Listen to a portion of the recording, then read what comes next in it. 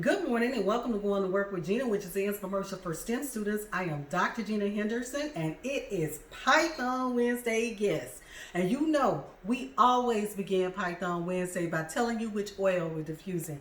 And today we are diffusing cedarwood. Cedarwood has a kind of a spiritual connection, communicator connection for me. It's helping with my anxiety and also my nervous tension. Because sometimes when I'm coming before you to going to work with Gena Python Wednesday, I kind of get a little anxious sometimes. So it kind of helps calm me down a little bit. Okay, so we're going to get right into our lesson today. Remember, it's Python Wednesday. So we're going to go here, and what we're doing is we're looking at the script. The Unity script for the ball that's going to collide with the paddle. Okay, so the first thing that we're doing here is we're actually using libraries. So we're calling the system collections library, the generic library, the Unity library, the static system math library. We're calling the user interface, and we're calling scene management. Then after we call these libraries, we go into, we make the ball a public class, okay, where it has mono behavior. That is the base class for all objects, okay. Then we get into some of the variables that the class ball has, okay. And so we go into the float, the ball speed, and we set it at 30 frequencies here. We have some private variables, which are the rigid body. We have a Boolean variable, ball active. We have a float, ball speed. We have a static integer, which is called lives, which is equal to 3. That's very important. And then we have the private sound manager. Then we get into several functions. So before the first function we get into is the void start function, which is a function that actually takes, it doesn't return a value. It just actually initializes several values. So these initializations are because these are the variables that are going to be used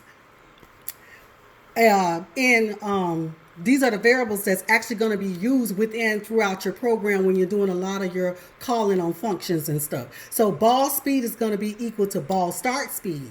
Ball active is going to be equal to false. Rigid body is going to be equal to get component rigid body. Remember when we set and added the rigid body to each particular file, each particular object, it's going to go and it's going to actually get that rigid body.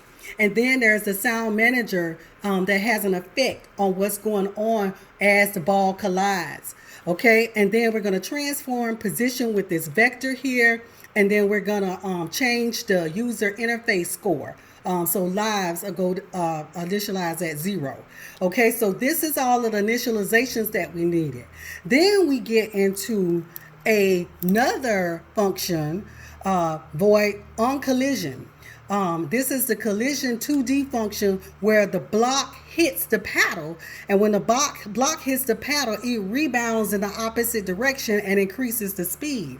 And if that collision dot gain object dot name is equal to paddle, it's gonna increase the ball speed. Okay, so it's gonna the sound manager is gonna let it hit the ball. And then the ball speed is going to increase, and then it's going to take on a new velocity. Okay, all right. And so then the next part we'll do next week, where we'll actually go in and we'll look at. Let's see. I can't grab this. I can't grab it to go down. But anyway, next week we'll go into the actual what's actually going on. Like once that ball hits it, let's say for instance you're toggling, you're going back and forth, and you miss the collision. So the collision goes down onto the front wall of the boundary. And when that happens, you lose points. So that's the aspect we'll go into next week, okay? So I want to thank you for going to work with Gena this morning. If there's any infomercials that you've missed, please don't hesitate to go to YouTube, Going to Work with Gena. It is Python Wednesday, yes.